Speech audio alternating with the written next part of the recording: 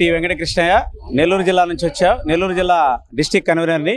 ఈ 2003 డిఎస్సి వాళ్ళకి ఓపీఎస్ ఇవ్వాలని దాని పోరాటం మీద మేము అన్ని జిల్లాల నుంచి 13 జిల్లాలు ఉమ్మడి జిల్లాల నుంచి ఇక్కడ రావడం జరిగింది.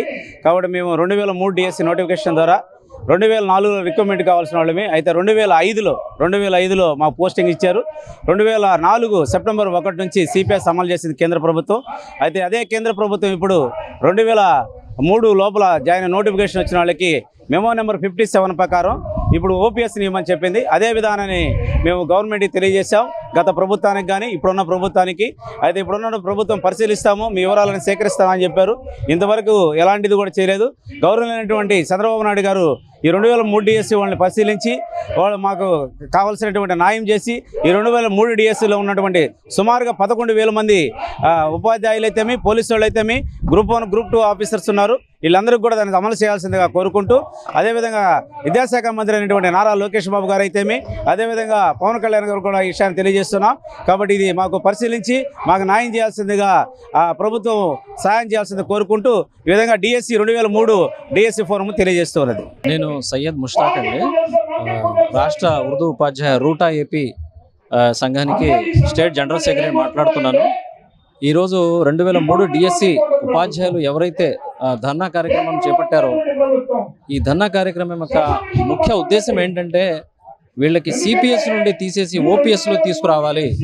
దీనికి ప్రధానమైన కారణము వీళ్ళు అపాయింట్మెంట్ జరిగింది, వీళ్ళ నియామకం జరిగింది, నోటిఫికేషన్లో క్లియర్గా ఇచ్చారు, ఓపీఎస్ కిందే వీళ్ళు వస్తారు.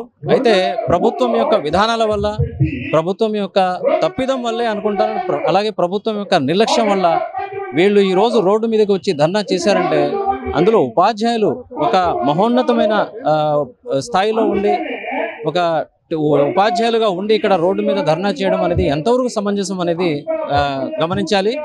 అందువల్ల మేము కోరేది ఏంటంటే ఫ్యాప్టో తరఫున ఈ 2003 డిఎస్సి ఉపాధ్యాయులకి అలాగే వేరే శాఖలకి ఎవరైతే 2003 తర్వాత నియమించబడ్డారో వాళ్ళందరికీ ఓపీఎస్ కింద వీళ్ళకి తీసుకురావాలని, అలాగే గౌరవనీయ హైకోర్టు కూడా వీళ్ళకి తీర్పు వీళ్ళ పక్షాన వెలువరించడంలో ఇంకా ప్రభుత్వ నిర్లక్ష్యం వైఖరిని విడనాడి వీళ్ళకి ఓపీఎస్ కింద మార్చి వీళ్ళకి రావాల్సిన ఏదైతే పెన్షన్ వీళ్ళకి హక్కు అనేది ఉంది, మన ఆర్టికల్ ఇండియన్ కాన్స్టిట్యూషన్లో భారత రాజ్యాంగంలో ఆర్టికల్ 390A ప్రకారము వీళ్ళకి పెన్షన్ అనేది ఒక హక్కు మాత్రమే చెప్పబడింది దాంట్లో.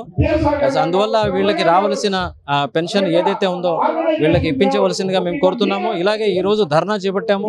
ఇక అవసరమైతే ఇక గవర్నమెంట్, ఇక ప్రభుత్వము ఇక వైఖరి మారకపోతే, వీటి మీద నిర్ణయం తీసుకోకపోతే ఇంకా మనం గట్టి నిర్ణయాలు తీసుకొని ఇంకా ముందు కార్యాచరణ ఇంకా ఉద్యమం చేపడతామని తెలియజేస్తున్నాము.